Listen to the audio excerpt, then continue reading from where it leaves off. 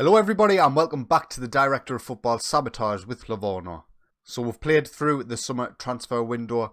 There's some incomings and some outgoings, but I'm got to be honest with you, it's been quite a quiet one. So I'm going to preface this. I imagined Carpano would have no chance of staying at Livorno at the beginning of this season. He had all the big boys in Europe interested in signing them. There was talks of pretty much every single club you could imagine that had a higher reputation than us was interested in signing him. And do you know what?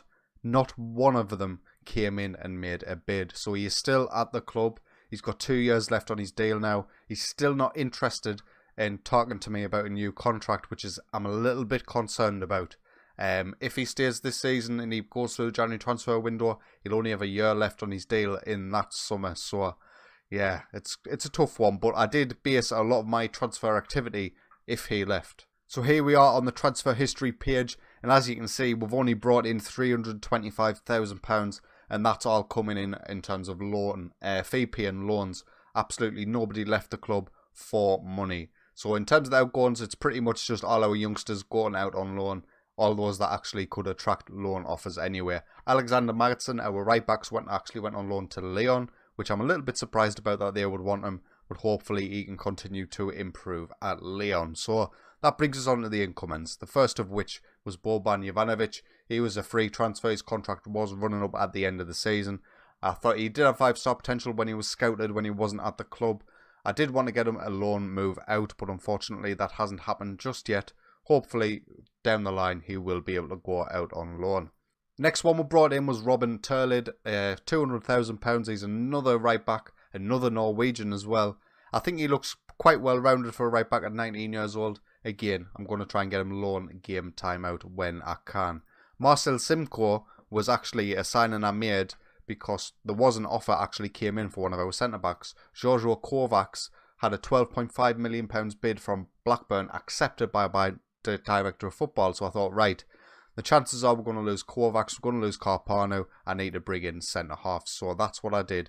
£900,000 brought us a Marcel Simco, and I actually think he looks better than Petr Rada. I think he's actually a first choice centre-back if we just compare them here. So as you can see, Marcel Simcoe's in the green, Petr Rada's in the blue. So you ignore speed and he's got slightly better defending as well. But everywhere else, physically, vision, attacking, technical, aerial and mentally, he does have the edge on Petr Rada. So I think he's going to actually be my first choice centre-back. And for £900,000, he's an absolute bargain. Manuel Gagliardi was a deal that was negotiated by my head of youth development. I do have it still set that he can make offers for youngsters, and I thought he's Italian, he's a striker, he looked okay. I'll let this one go through, and he's went straight out on loan to Lecce. We'll see how he gets on there. I think he's got 4-star potential, so probably not going to make it in our first team squad, but nice to have an Italian in. Lucas Rehak came in from Sparta Prague for £2 million, and again, this was a signing I made based on the fact that I thought Carpano and Kovacs were leaving. So he's a well-rounded centre-half, he's got the stats in the key areas. He is going to stay in the first team squad and probably be our 3rd or 4th choice centre-back. I did want to loan him out potentially, and I have offered him out for loan, but nobody's came in. So at the minute, he's just going to be sitting about, probably not getting too much game time. Hispanski was signed from Legia Warsaw. He's a Polish striker for £3.9 million, and I think he looks absolutely fantastic. He's a complete forward, which is obviously what I play in my system, and he's natural in that role, so should he be called upon, he will be able to deliver.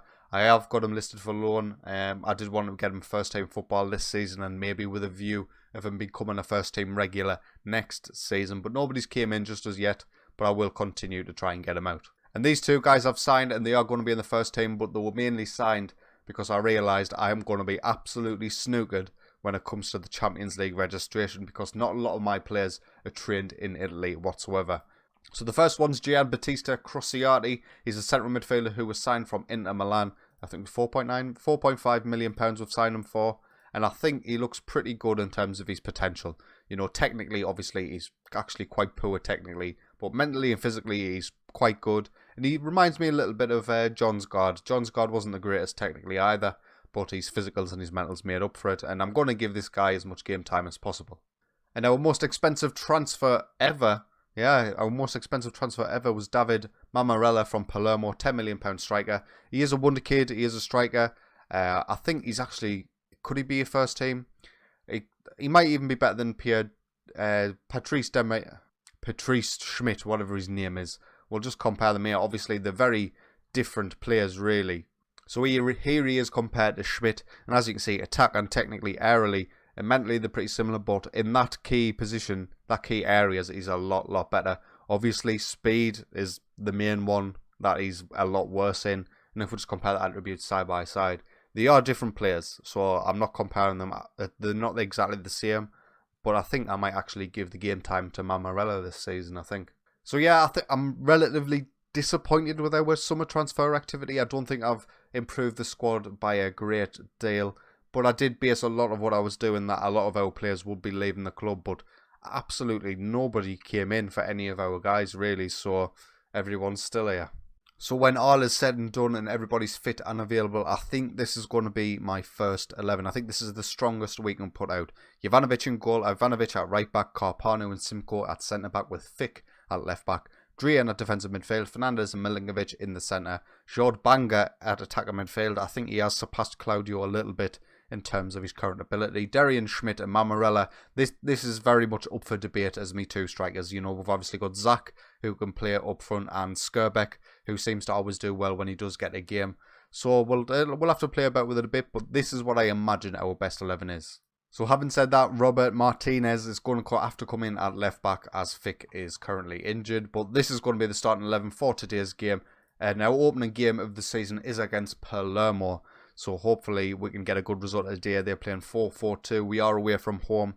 I have decided to go back to the attacker midfielder. I just feel like it will be a waste right now to lose Banga and Claudio for nothing, really. So I'm going to stick with it for now, but it might be a change I make in the future. So we kick off shooting from left to right in this first half, and I'm hoping we can get a good opening day win just to set us up for the season nicely. I'm not going to lie, I am a little bit worried going into the Champions League this season.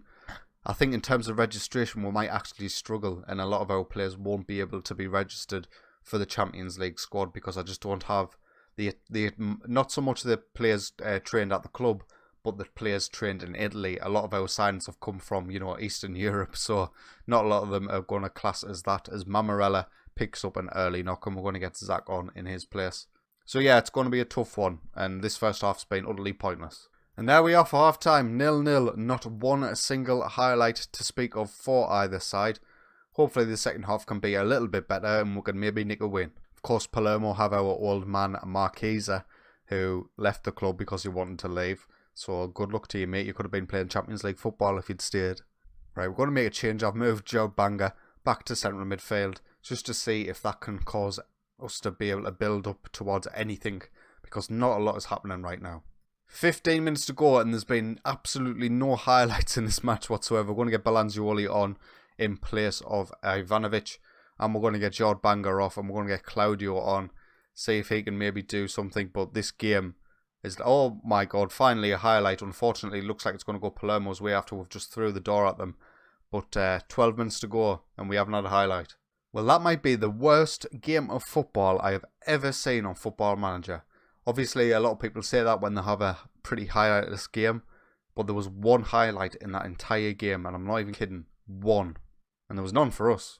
So a hugely disappointing opening game. 1 point from one game played. Currently sees us sitting in 11th place, but that's not to bother. When the next time we're going to come back is going to be the Champions League. We are going to play 3 games in the Champions League group stage as live comes. We'll play 1 game against each side that's in it.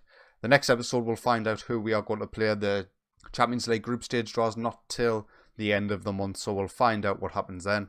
In terms of the transfer budget after the summer transfer window, we do still have £30 million and £100,000 per week available in the wages, so we could make some moves in January should it be needed. But anyway, let me know what you think about the summer transfer business. I am a little bit disappointed in myself that we haven't been able to improve our squad too much. But I think that's just the way the cookie crumbles sometimes, There's not always going to be players available at the right price.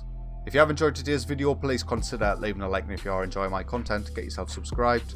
But until next time, take it easy.